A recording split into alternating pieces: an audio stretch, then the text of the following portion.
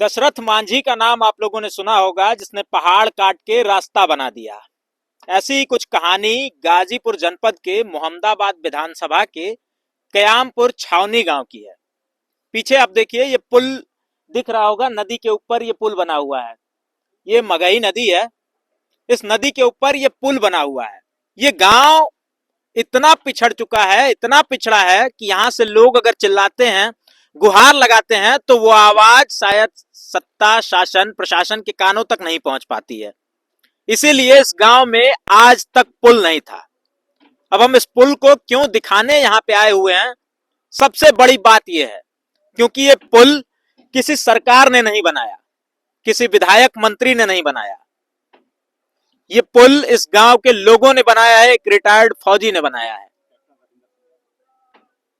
Captain Ravindra Singh Yadav जब सेवा से, फौज से रिटायर होकर के घर आते हैं, सेवानिवृत्त होकर के आते हैं, तो गांव में उन्हें यह समस्या सबसे बड़ी नजर आती है। यहाँ ये सड़क आप देखेंगे, ये रास्ता देखिए, नदी के ऊपर गांव वालों ने इस रास्ते को भी बनाया है। यहाँ एक पीपे का पुल तक नहीं सरकार ने दिया है।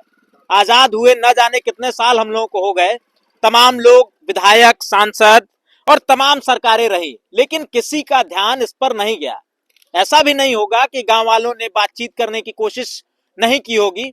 उन्होंने जाकर के अपने प्रतिनिधियों के यहाँ गुहार भी लगाई होगी, कहा भी होगा कि हमारे गांव में आवागमन की बड़ी समस्या है, हमें एक पुल दे दीजिए। वो पुल बेशक पीपे का ही हो, पक्का पुल ना हो, लेकिन पीपे का भी पुल यहाँ पे नहीं है। ये आप देखेंगे, ये लकड़ी का पुल है और लोग इसी से आना जाना करते हैं, गाड़ियां भी आती हैं, साइकिलें भी आती हैं इसी से। ये नदी के ऊपर पुल बना हुआ है।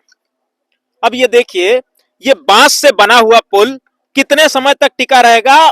मुझे जहां तक लगता है कि घटना दुर्घटना भी हो जाती होगी रात के समय में। अब गांव वाले हैं, इन लोगों से बात करेंगे। इससे पहले हम फौजी रविंद्र यादव से बातचीत करना चाहेंगे और जानेंगे कि आखिर जब सत्ता, शासन और प्रशासन ने इनकी नहीं सुनी, तो कैसे इन्होंने बीड़ा उठा लिया, चंदा जुटा करके गांव वालों से, कुछ अपने फंड से, जो रिटायरमेंट का पैसा था वो पैसा लगा करके इन्होंने इस पुल का निर्माण कार्य शुरू करा दिया। अभी खुद देखिए, ऊपर लगे भी हुए हैं, काम वाम करा रहे हैं।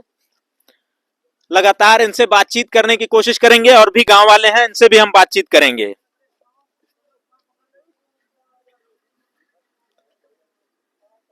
आइए फौजी साहब।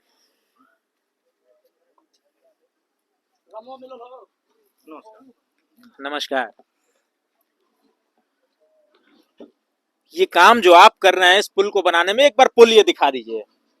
ये पक्का पुल इन्होंने बनवाया है, गांव वालों से चंदा जुटाया, अपने रिटायरमेंट का पैसा लगाया।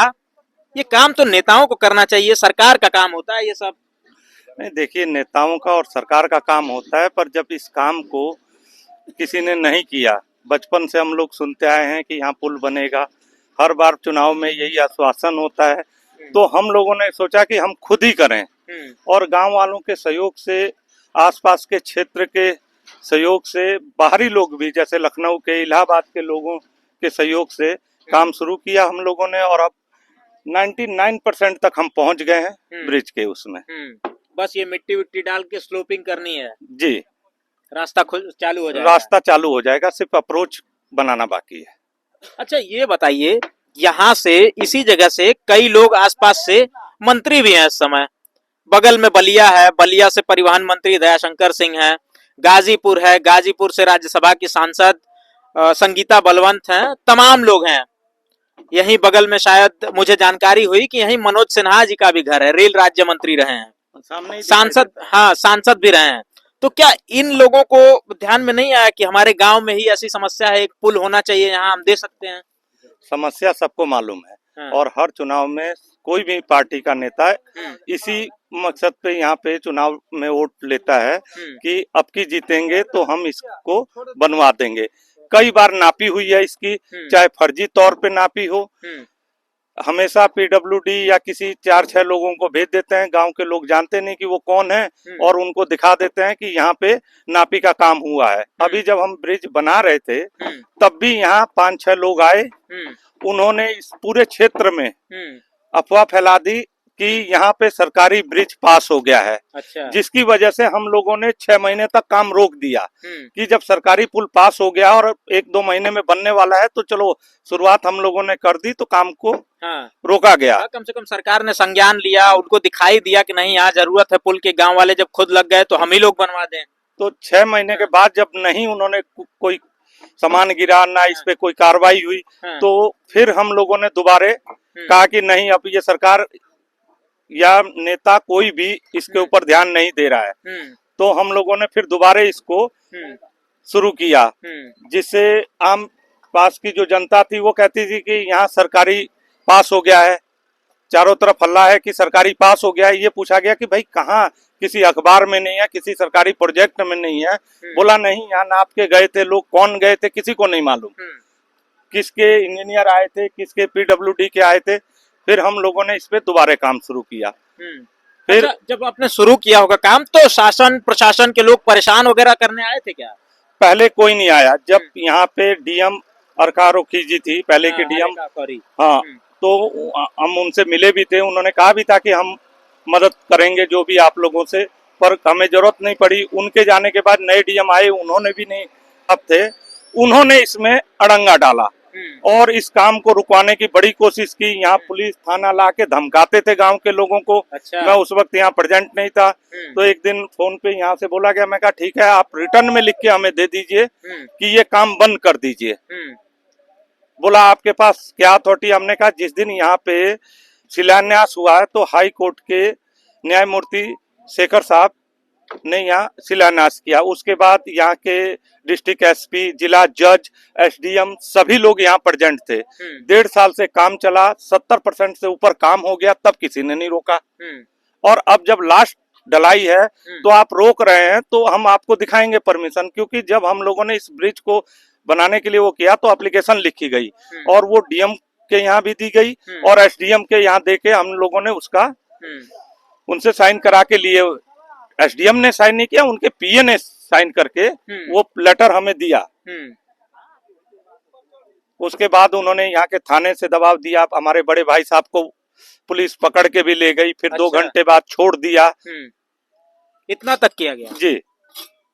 नेता, मंत्री, विधायक, सांसद कोई आया था पूछने कि नहीं यहाँ पे हो रहा है, पुल बनना चाहिए, हम पास करवा देंगे, आप अपना पैसा क्यों लगाएंगे? कोई नेता नहीं आया यहाँ, कोई नेता यहाँ नहीं आया है और यहाँ तक कि किसी सहयोग नहीं मिला। सिर्फ एक जगदीश कुशवाहा जी, भूतपूर्व एमपी रहे हैं, वो आए हैं यहाँ और उन्हें अखबार के माध्यम से पता चला तो उन्होंने मुझे फोन किया, लखनऊ में मिले।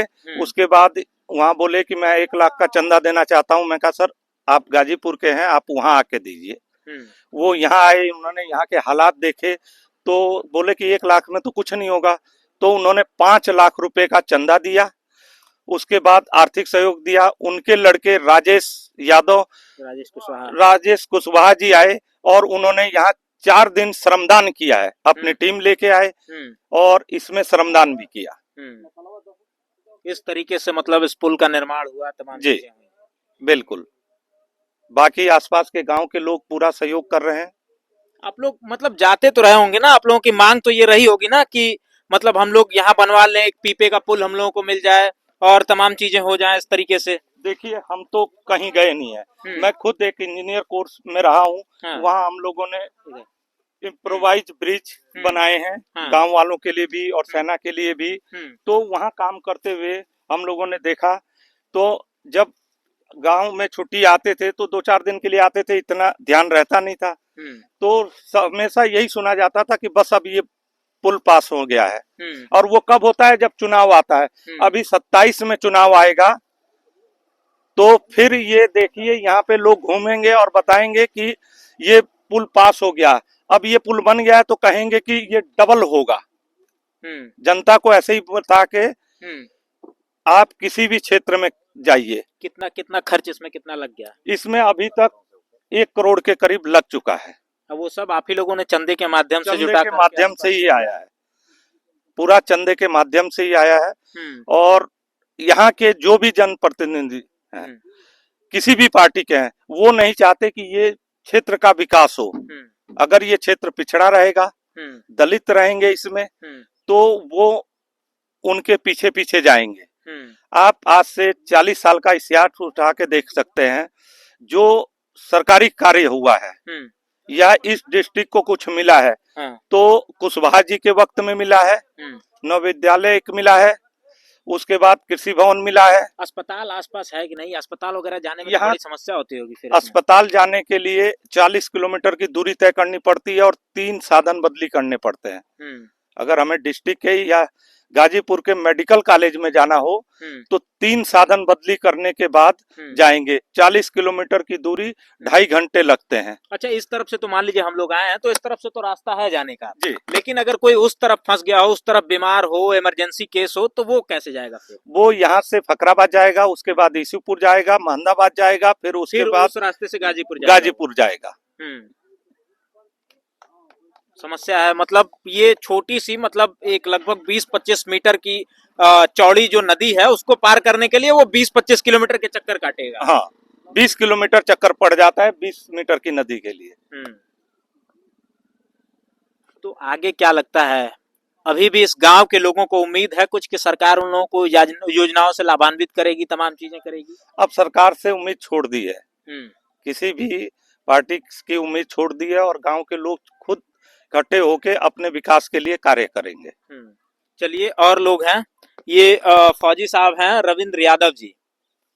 ये रिटायर्ड होकर के आए, इन्होंने देखा गांव का जो माहौल था, जो परिदृश्य था, वो इनसे देखा नहीं गया।